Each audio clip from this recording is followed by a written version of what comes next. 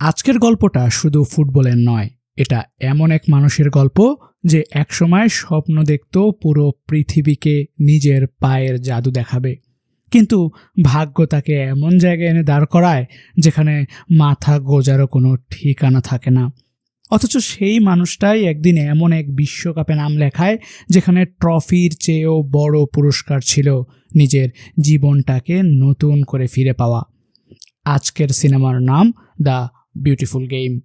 পুরো ভিডিওটি না টেনে শেষ পর্যন্ত দেখুন, কারণ যত গল্প এগোবে তত বুঝবেন এটা আসলে ফুটবল নিয়ে নয়, এটা দ্বিতীয়বার জীবন শুরু করার গল্প। আর হ্যাঁ, অ্যাশনস অফ মুভিজে নতুন হয়ে থাকলে এখনই চ্যানেলটি সাবস্ক্রাইব করে বেল আইকনটি অন করে দিন। গল্পের শুরু হয় ইংল্যান্ডের এক সাধারণ বিকেলে। একটি লোকাল ফুটবল ম্যাচ চলছে। গ্যালারিতে বসে থাকা মানুষের ভিড়ের মাঝেই দাঁড়িয়ে আছে এক যুবক। তার নাম ভিনি। চোখে মুখে কোনো উত্তেজনা নেই, মনে হচ্ছে সে শুধু সময় কাটানোর জন্যই ম্যাচ দেখতে এসেছে। হঠাৎ করেই মাঠ থেকে একটা জোরালো শট আসে। বলটা সোজা এসে থামে ভিনির পায়ের কাছে। চারপাশে সবাই অপেক্ষা করছিল সে বলটা ফিরিয়ে দেবে, কিন্তু ঠিক সেই মুহূর্তেই যেন বহু বছর ধরে চাপা পড়ে থাকা একটা অনুভূতি জেগে ওঠে। ভিনি বলটা পায়ে নিয়ে এক লাফে মাঠে ঢুকে পড়ে। প্রথমে সবাই ভেবেছিল ছেলেটা হয়তো মজা করছে, কিন্তু কয়েক সেকেন্ডের মধ্যেই পুরো দৃশ্য পাল্টে যায়। বলটা যেন তার পায়ের সাথে আঠার মতো লেগে আছে। একজন, দুজন, তিনজন, প্রতিটা ডিফেন্ডারকে এমন সহজে কাটিয়ে এগিয়ে যায় যে গ্যালারির মানুষজন উঠে দাঁড়াতে বাধ্য হয়। শেষ পর্যন্ত গোলকিপারকেও পরাস্ত করে বলটা জালে জড়িয়ে দেয়। গোল হওয়ার পর ভিনির মুখে যে হাসিটা ফুটে ওঠে সেটা দেখে মনে হয় যেন সে কোনো লোকাল ম্যাচ নয়, নিজের হারিয়ে যাওয়া জীবনটাই ফিরে পেয়েছে। কিন্তু সবাই তার আনন্দ ভাগ করে নেয় না। প্রতিপক্ষ দলের কয়েকজন খেলোয়াড় তাকে নিয়ে হাসাহাসি শুরু করে। তাদের কাছে সে একজন ভবঘুরে ছাড়ার কিছুই নয়। একটা গোল দিয়েই নিজেকে মেসি ভাবছে। এই কথাগুলো ভিনির মনে গিয়ে বিষের মতো বিধে। সে কিছু বলতে যাচ্ছিল, ঠিক তখনই সেখানে উপস্থিত হন লোকাল দলের কোচ মেল। মেল পরিস্থিতি শান্ত করার চেষ্টা করেন, কিন্তু ভিনি থামার ছেলে নয়। সে সরাসরি বলে, একবার সুযোগ দিন, দেখবেন আমি আসলে কে। মেল হালকা হেসে দলের সেরা গোলকিপার কেভিনকে সামনে দাঁড় করিয়ে দেন। সবাই ধরে নিয়েছিল এবার ভিনির দম্ভ ভেঙে যাবে, কিন্তু হয় উল্টোটা। প্রথম শট, গোল। দ্বিতীয় শট, গোল। তৃতীয় শট, আবারও গোল। কেভিন কিছুই বুঝে ওঠার আগেই বল বারবার জালে ঢুকতে থাকে। এবার আর কেউ হাসছিল না। সবার চোখে একটাই প্রশ্ন, এই ছেলেটা এতদিন কোথায় ছিল? মেলও বুঝে যান তার সামনে দাঁড়িয়ে থাকা ছেলেটা সাধারণ কেউ নয়, সে একজন জন্মগত ফুটবলার। আর হয়তো এই মানুষটাকেই তিনি অনেক দিন ধরে খুঁজছিলেন। সেদিনই মেল ভিনিকে একটা অদ্ভুত প্রস্তাব দেন।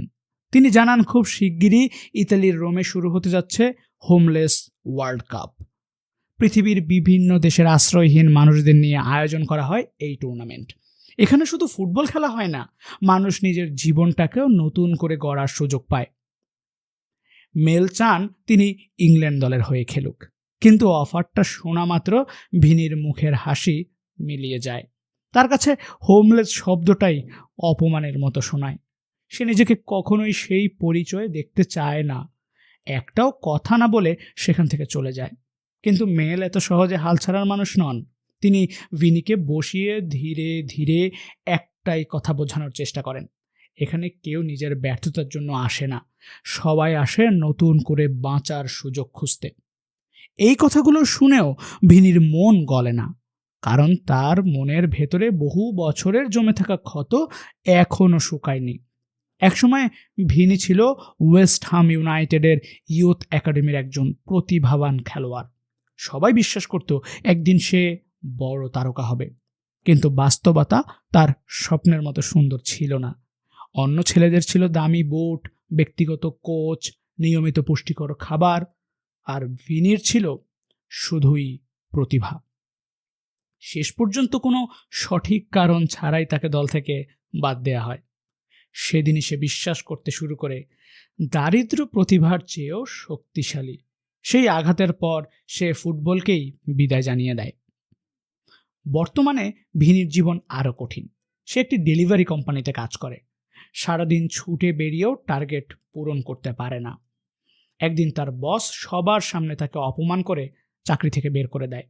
সন্ধ্যা নামতেই শহরের আলো জ্বলে ওঠে, মানুষ বাড়ি ফিরে যায়। কিন্তু ভিনির ফেরার কোনো বাড়ি নেই। সে নিজের পুরনো ভাঙাচোরা গাড়ির ভেতরেই রাত কাটায়। ছাদের দিকে তাকিয়ে থাকতে থাকতে তার মনে হয় হয়তো জীবন তাকে হারিয়েই ফেলেছে। পরদিন সকালে ক্লান্ত শরীর নিয়ে সে একটি ছোট্ট কফি শপে ঢোকে। কফি হাতে বসে থাকতে থাকতে টিভিতে হঠাৎ একটি লাইভ ফুটবল ম্যাচ দেখতে পায়। মাঠের হাজারো দর্শকের উল্লাস, খেলোয়াড়দের উদযাপন, সবকিছু যেন তার ভেতরে চাপা পড়ে থাকা স্বপ্নটাকে আবার জাগিয়ে তোলে। অনেক দিন পর সে নিজের মনকে একটা প্রশ্ন করে, আমি কি সত্যিই ফুটবলকে ছেড়ে দিয়েছি, নাকি শুধু ভয় পেয়ে পালিয়েছি? সেই প্রশ্নের উত্তর খুঁজতেই সে সোজা চলে যায় কোচ মেলের কাছে। এইবার আর কোনো অহংকার নেই। সে শান্ত গলায় বলে, আমি খেলতে চাই। মেলের মুখে তখন অনেক দিন পর একটা স্বস্তির হাসি ফুটে ওঠে। তিনি জানতেন ভিনি অবশেষে নিজের সাথে যুদ্ধে জিততে পেরেছে। কয়েকদিনের মধ্যেই ইংল্যান্ড দলের সবাই রওনা দেয় ইতালির রোমের উদ্দেশ্যে। এয়ারপোর্টে অপেক্ষা করার সময় ভিনির সাথে পরিচয় হয় আরেক খেলোয়াড় নাথান এবং তার মায়ের। নাথানের মা বুঝতে পারেন ছেলেটা মানসিকভাবে খুব ভেঙে পড়েছে। তাই তিনি ভিনিকে অনুরোধ করেন, ওর দিকে একটু খেয়াল রেখো।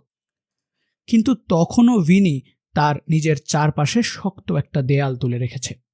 সে ঠান্ডা গলায় উত্তর দেয়, যে নিজের খেয়াল রাখতে পারে না তার বিশ্বকাপে আসারই দরকার নেই। কথাটা শুনে নাথানের মা চুপ হয়ে যান, আর নাথানের চোখে স্পষ্ট ফুটে ওঠে কষ্ট। দীর্ঘ যাত্রা শেষে তারা পৌঁছে যায় রোমে। পুরো শহর যেন ফুটবলের উৎসবে মেতে উঠেছে। পৃথিবীর বিভিন্ন প্রান্ত থেকে আসা শত শত মানুষ, কারো গায়ে বিভিন্ন দেশের পতাকা, কারো চোখে নতুন জীবনের স্বপ্ন। এখানে সবাই কোনো না কোনো সময় সবকিছু হারিয়েছে, কিন্তু এবার তারা এসেছে একটা জিনিস ফিরে পেতে, নিজেদের সম্মান। উদ্বোধনী অনুষ্ঠানে দাঁড়িয়ে সবাই যখন শপথ নিচ্ছে, তখন ভিনি চারপাশের মানুষগুলোর দিকে তাকিয়ে বুঝতে পারে এরা শুধু প্রতিপক্ষ নয়, প্রত্যেকেই একটা অসমাপ্ত গল্প নিয়ে এখানে এসেছে। কিন্তু সেই রাতেই তার জন্য অপেক্ষা করছিল আরেকটা বড় ধাক্কা। হোটেলে গিয়ে সে জানতে পারে তার রুমমেট আর কেউ নয়, নাথান। আর কিছুক্ষণ পর সে এমন একটা দৃশ্য দেখে যা তাদের সম্পর্ককে আরও জটিল করে তুলতে চলেছে। রুমে ঢোকার পর থেকেই ভিনির বিরক্তি তুঙ্গে। এয়ারপোর্টের সেই ঘটনাটা এখনও তার মাথা থেকে যায়নি। তাই নাথানের সাথে একই রুমে থাকতে হবে শুনে তার মেজাজ আরও খারাপ হয়ে যায়।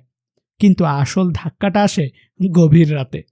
ঘুম ভেঙে ভিনি খেয়াল করে নাথান চুপি চুপি ব্যাগ খুলে কিছু একটা বের করছে। প্রথমে সে গুরুত্ব দেয় না, কিন্তু কয়েক সেকেন্ড পরই বুঝতে পারে এটা কোনো সাধারণ ওষুধ নয়, নাথান ড্রাগ নিচ্ছে। একজন ফুটবলারের হাতে এই জিনিস দেখে ভিনির মাথা যেন আগুনে জ্বলে ওঠে। তার কাছে ফুটবল একটা ধর্মের মতো, আর সেই ধর্মকে অপমান করছে নিজেরই রুমমেট। এক মুহূর্ত দেরি না করে সে সোজা কোচ মেলের কাছে গিয়ে সব বলে দেয়। সে চায় নাথানকে সঙ্গে সঙ্গে দল থেকে বের করে দেয়া হোক। কিন্তু মেলের উত্তর ভিনিকে আরও অবাক করে। তিনি শান্তভাবে বলেন, ভিনি, এখানে যারা এসেছে তারা সবাই কোনো না কোনো যুদ্ধে হেরেই এসেছে। কেউ চোখে হারার গল্প নিয়ে হাঁটে, আর কেউ সেটা লুকিয়ে রাখে। বাইরে থেকে দেখে কারো বিচার করা খুব সহজ, কিন্তু ভেতরের যুদ্ধটা আমরা কেউই জানি না। কথাগুলো ভিনির কানে গেলেও হৃদয়ে পৌঁছায় না, বরং সে আরো ক্ষুব্ধ হয়ে রাতের রোম শহরে একাই বেরিয়ে যায়। নির্জন রাস্তায় হাঁটতে হাঁটতে সে নিজের অতীতের কথা ভাবতে থাকে। কতবার জীবন তাকে সুযোগ দিয়েও কেড়ে নিয়েছে, কতবার সে নিজেকে প্রমাণ করতে গিয়েও হেরে গেছে। মনে হতে থাকে পৃথিবীর কেউই আর বিশ্বাস করার মতো নয়। পরদিন সকালে শুরু হতে যাচ্ছে টুর্নামেন্টের প্রথম ম্যাচ। ইংল্যান্ডের প্রতিপক্ষ দক্ষিণ আফ্রিকা। পুরো দল প্রস্তুত, কিন্তু ভিনির কোনো খোঁজ নেই। সময় গড়িয়ে যাচ্ছে, দলের সবার মুখে একটাই দুশ্চিন্তা, ভিনিকে ছাড়া এই ম্যাচ জেতা প্রায় অসম্ভব। ঠিক যখন সবাই আশা ছেড়ে দিতে শুরু করেছে, দূর থেকে ভিনিকে মাঠের দিকে দৌড়ে আসতে দেখা যায়। তার উপস্থিতিতেই যেন পুরো দলের মধ্যে নতুন প্রাণ ফিরে আসে। সবাই মাঠে নামার জন্য প্রস্তুত। কিন্তু খেলার শুরুর ঠিক আগ মুহূর্তে আয়োজকরা ঘোষণা দেয় দক্ষিণ আফ্রিকার দল সময় মতো পৌঁছাতে পারেনি।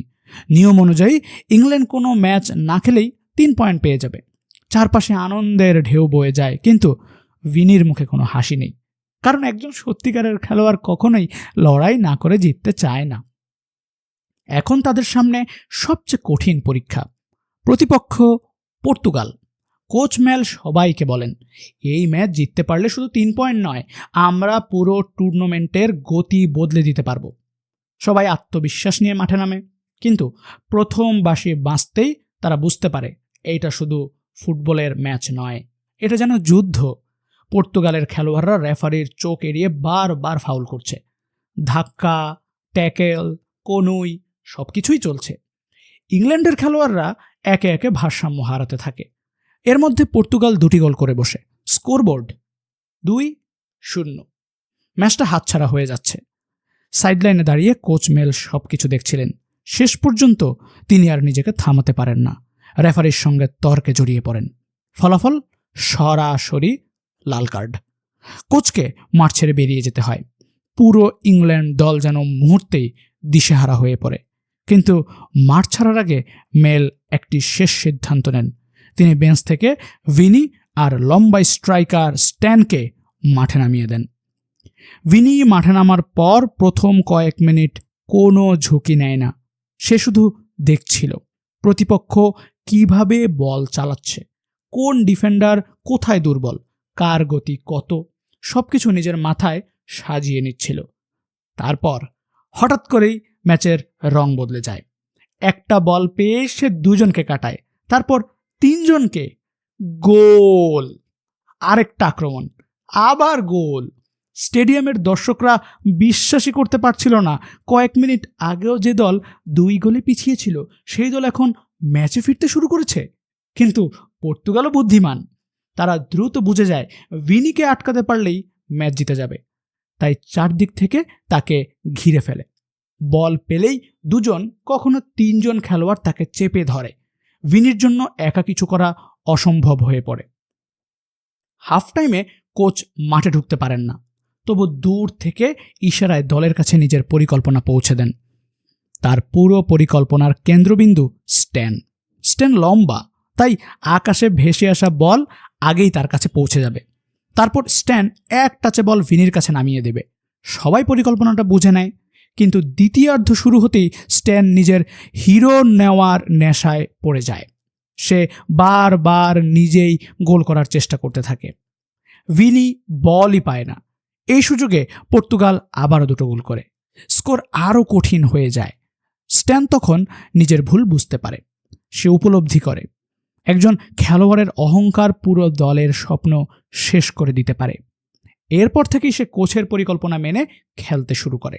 প্রতিটি হাই বল সে সরাসরি ভিনির কাছে নামিয়ে দেয়, আর এরপর যা হয় তা যেন সিনেমার দৃশ্য। ভিনি একের পর এক ডিফেন্ডারকে কাটিয়ে গোল করতে থাকে। তার গতি, তার ড্রিবলিং, তার সিদ্ধান্ত সবকিছুই নিখুঁত। শেষ পর্যন্ত ইংল্যান্ড এমন এক অবিশ্বাস্য কামব্যাক করে যা পুরো টুর্নামেন্টকে স্তব্ধ করে দেয়। এই জয়ের পর পুরো দল উচ্ছ্বসিত, কিন্তু তাদের আনন্দ বেশিক্ষণ স্থায়ী হয় না, কারণ ঠিক তখনই রোমে পৌঁছে যায় দক্ষিণ আফ্রিকা, যে দলের বিরুদ্ধে ইংল্যান্ড বিনা খেলায় 3 পয়েন্ট পেয়েছিল। দক্ষিণ আফ্রিকার কোচ সিস্টার ফ্রান্সিস ভিনির খেলা দেখে বুঝে যান এই ছেলেটা অসাধারণ। তিনি ভিনির কাছে এসে শুধু একটা কথাই বলেন, লড়াই না করে পাওয়া 3 পয়েন্ট নিয়ে তুমি কি সত্যিই শান্তিতে ঘুমাতে পারো? এই একটি বাক্য যেন ভিনির অহংকারে আগুন লাগিয়ে দেয়। সে সঙ্গে সঙ্গেই দক্ষিণ আফ্রিকার বিরুদ্ধে একটি প্রীতি ম্যাচ খেলার প্রস্তাব গ্রহণ করে ফেলে। কিন্তু একটা বড় ভুল সে করে। সে দলের কারো সঙ্গে আলোচনা করেনি। পরদিন সকালে যখন পুরো দল বিষয়টি জানতে পারে, সবার মাথায় যেন আকাশ ভেঙে পড়ে। নাথান আর নিজেকে সামলাতে পারে না।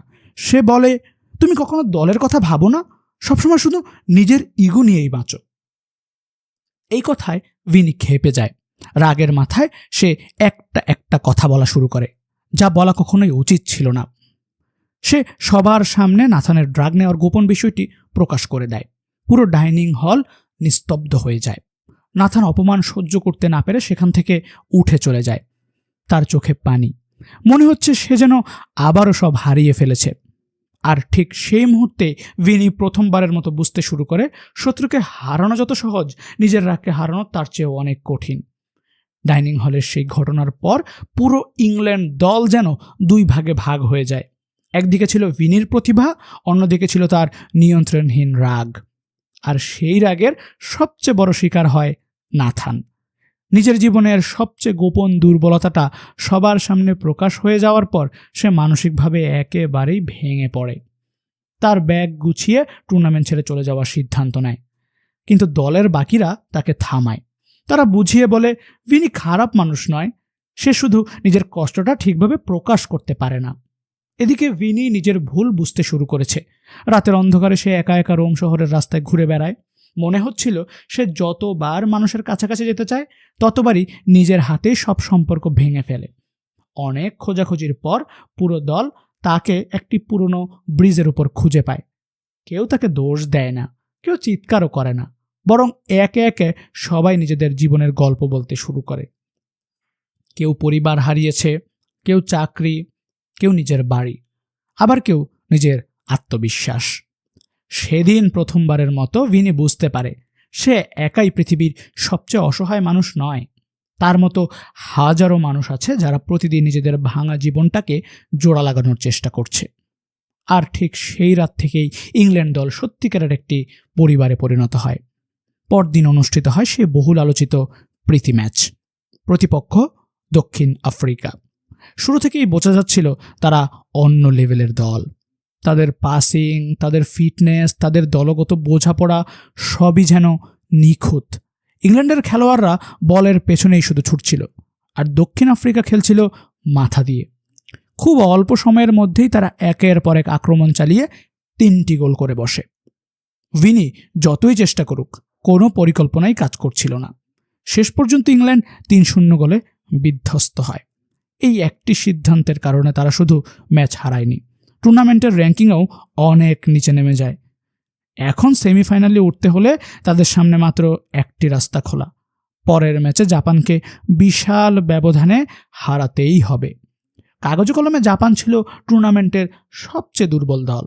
অনেক বয়স্ক খেলোয়াড়, শারীরিক শক্তিও তুলনামূলক কম।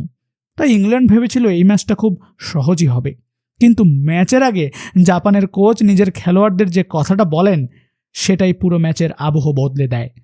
তিনি বলেন, আমরা হয়তো কাপ জিতব না, কিন্তু আজ যেন এমন ফুটবল খেলি যেটা মনে রেখে আমরা সারা জীবন হাসতে পারি। এই কথাগুলো যেন জাপানের খেলোয়াড়দের নতুন জীবন দেয়। খেলা শুরু হওয়ার কয়েক মিনিটের মধ্যেই ইংল্যান্ড 2 গোল খেয়ে বসে।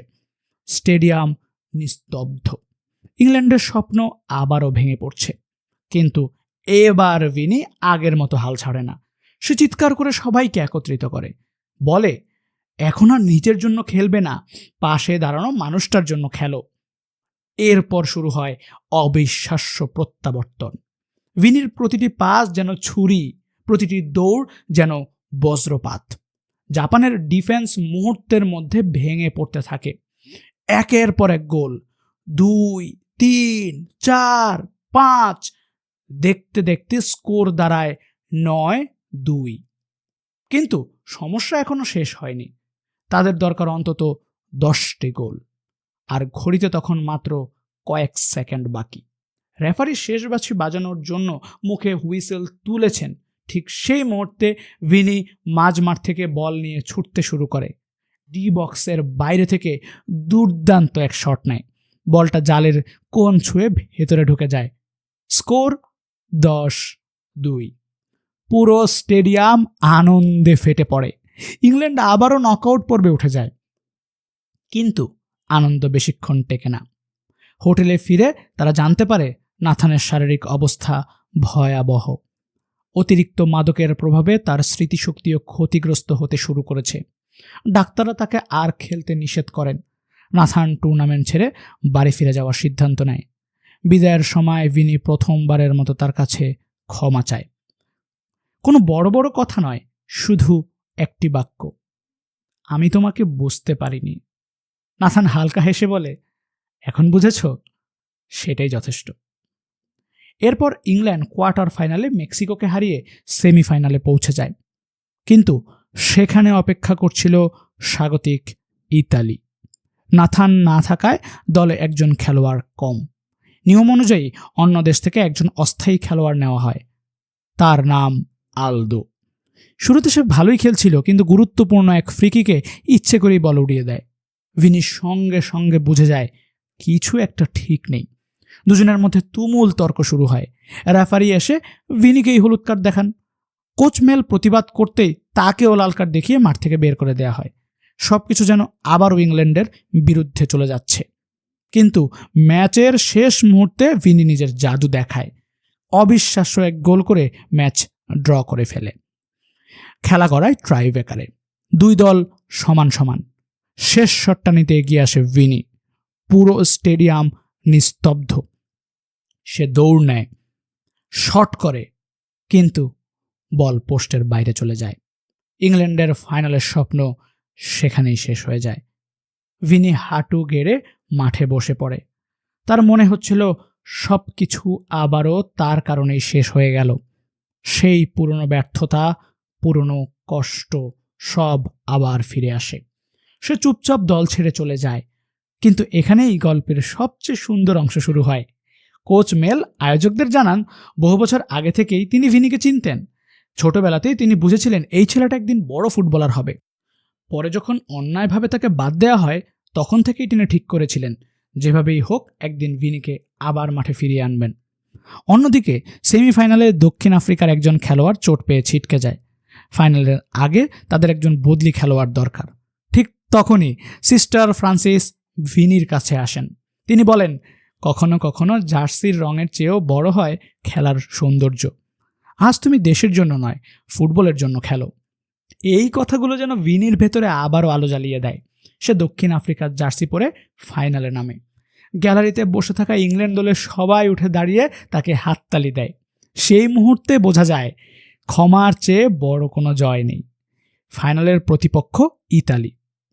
শুরু থেকেই দুই দল সমান সমান লড়াই করে। স্কোর 3-3। শেষ মিনিট একটি পাস আসে ভিনির দিকে। তার সামনে শুধু গোলকিপার। এক মুহূর্তের জন্য তার চোখের সামনে ভেসে ওঠে সেই মিস করা পেনাল্টি। কিন্তু এবার সে অতীতকে নয়, নিজেকে বিশ্বাস করে। শক্ত এক শটে বল জালে পাঠিয়ে দেয়। গোল! দক্ষিণ আফ্রিকা বিশ্বকাপ জিতে যায়। পুরো স্টেডিয়াম আনন্দে কেঁপে ওঠে। মেডেল বিতরণের সময় ভিনি একটু দূরে দাঁড়িয়েছিল, কারণ সে তো কেবল একজন প্রক্সি খেলোয়াড়।